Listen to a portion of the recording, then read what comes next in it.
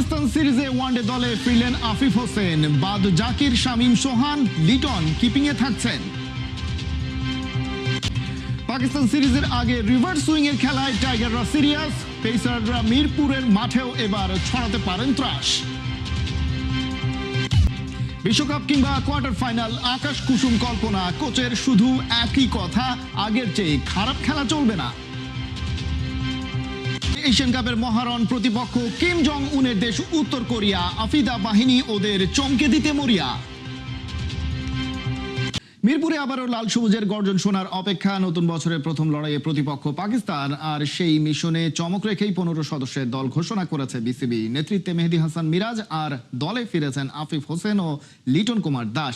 1.5 বছর পর ওয়ানডে দলে ফিরলেন আফিফ হোসেন। সাম্প্রতিক বিসিএল এ ছিলেন দারুণ ছন্দে। 3 ইনিংসে 128 রান, গড় 64, একটি সেঞ্চুরি তাকে আবারও আলোচনায় এনেছে।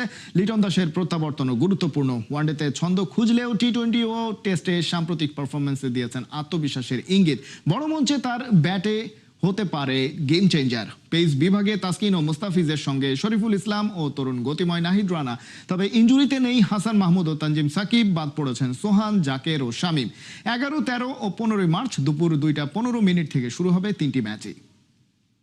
পুরনো বলে রিভার্স সুইংয়ে পাকিস্তানিদের মুনশিয়ানা, টেনশনে টাইগার ব্যাটিং ওস্তাদ। সিরিজ শুরুর আগে তাই আশরাফুল রিভার্স সুইংয়ে ব্যাটারদের দুর্বলতা কাটাতে সিরিয়াস। শেষ 16 ওভারে শাহিনশাহ আফ্রিদি, হারিস রৌফদের সামলানোর টোটকা দিতে চান হৃদয় মিরাজদের। আমরা জানি যে তারা চমৎকার রিভার্স সুইং করাতে পারে।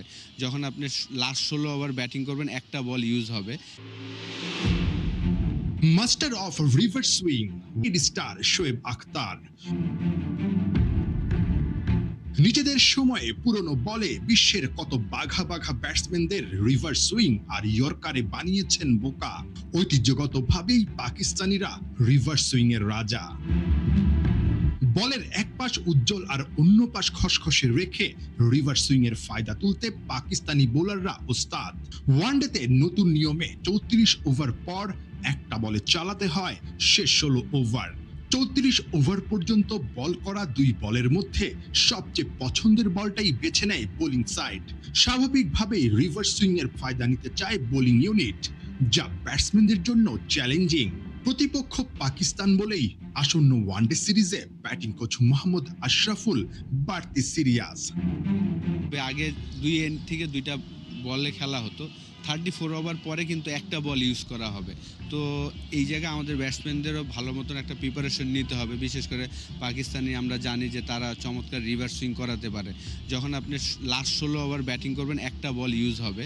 সেই জায়গায় পাকিস্তানিরা কিন্তু রিভার্স সুইং করাতে পারে। এই জায়গাটা আমাদের ব্যাটসম্যানদের নিয়ে অবশ্যই এই কয়েকটা দিন আমরা হয়তো কাজ করব। আগে কিন্তু 25 ওভার 2টা বলে বল করতো, এখন কিন্তু 34 ওভার পরে 16টা ওভার একটা বল ইউজ করবে।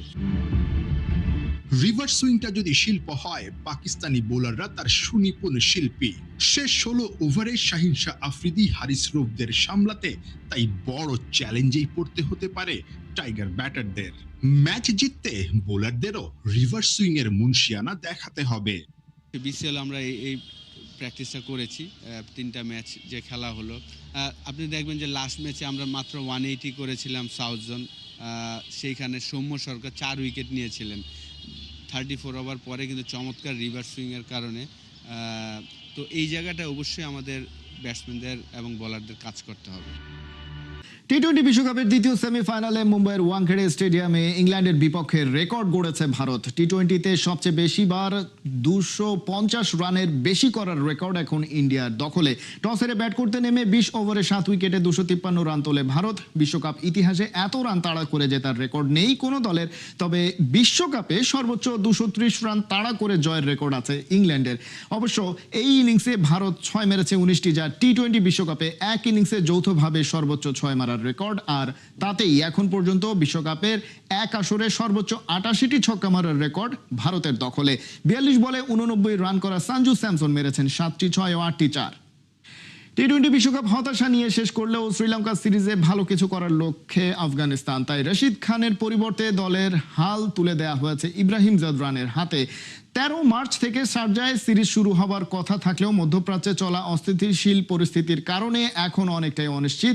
এরই মধ্যে দল ঘোষণা করেছে আফগানিস্তান। সবচেয়ে বড় পরিবর্তন দলের ক্যাপ্টেন্সিতে রশিদকে সরিয়ে দায়িত্ব দেওয়া হয়েছে 24 বছর বয়সী ওপেনার ইব্রাহিম জাদরানকে।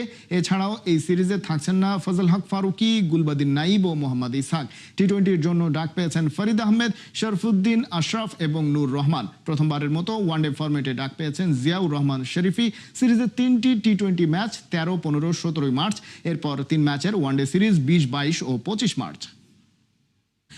মুস্তাফিজকে বাদ দেয়া আইপিএল কর্তৃপক্ষ সৈকতকে কাছে টেনে নেবে। শোনা যাচ্ছে একমাত্র বাংলাদেশি হিসেবে এবারের ইন্ডিয়ান প্রিমিয়ার লিগে দেখা যেতে পারে আম্পায়ার শরফুদ্দুল্লাহ ইবনে শহীদ সৈকতকে।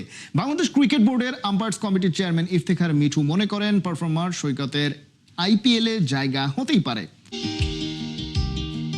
নিলামে শাহরুখ খান মুস্তাফিজকে বুকে টেনে নিল, টাইগার ভক্তরা আনন্দে মাতল। এরপর কি এমন হলো, ভারতীয়রা চালল নতুন চাল। বলাই যায় অন্যায়ভাবে ফিসকে আইপিএল থেকেই সরিয়ে দিল বিসিসিআই। সেই যে জল ঘোলা হলো, বিশ্বকাপেও চলল নানামুখী নাটক। তবে কি ফ্র্যাঞ্চাইজি ক্রিকেটের সবচেয়ে বড় আসর এবারের আইপিএলে দেখা যাবে না কোনো বাংলাদেশিকে? একজনের থাকার সম্ভাবনা উকি দিচ্ছে।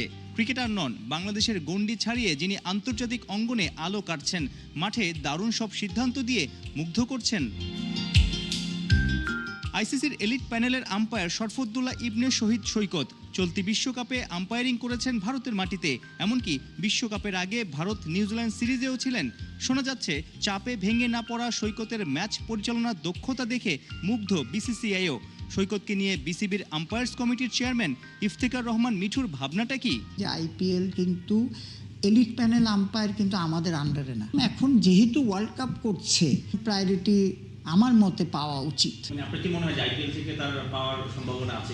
যে কোয়ালিটি ভাই, সেই কোয়ালিটি অনুযায়ী তো পাওয়া উচিত। আম্পায়ার এবং ম্যাচ রেফারিদের ভিন্ন লেভেলে নিয়ে যেতে বাংলাদেশ ক্রিকেট বোর্ডও তৎপর। এলিট ও ইন্টারন্যাশনাল প্যানেলে বাংলাদেশিদের সংখ্যা বাড়ানোর মিশন। একসময়ের বিশ্বসেরা সাইমন টফেল দীক্ষা দিয়ে ওদের পোক্ত করছেন। বাংলাদেশিদের উপর নাকি আস্থা বাড়ছে আইসিসিরও। আমাদের বাংলাদেশি আম্পায়ার কিন্তু এখন ম্যাসিভভাবে ব্যবহার হচ্ছে। So this is a good sign. শুধু আমাদের এই দুইজন না, আপনি দেখেন রাহুল গেছে, মুকুল গেছে, আইএল টি-20তে গাজী গেছে, আবার তানভীরকেও পাঠানো হয়েছে, আবার মেয়েরাও নানান জায়গায় যাচ্ছে, জেসি ওয়ার্ল্ড কাপ করেছে। সো আমার মনে হয় we are in good track. ক্রিকেটারদের পাশাপাশি আম্পায়াররাও যে বিশ্ব ক্রিকেট মাতাচ্ছেন, দেশের নাম উজ্জ্বল করছেন, জায়গা মতো মোটিভেশন দিয়ে এই সেক্টরে সাফল্য এনে দেওয়ার বড় কারিগর ইফতেখার মিঠু। বিপিএলে আমাদের লোকাল আম্পায়াররা পেত 12,000 টাকা, ইনক্লুডিং আমাদের সৈকত।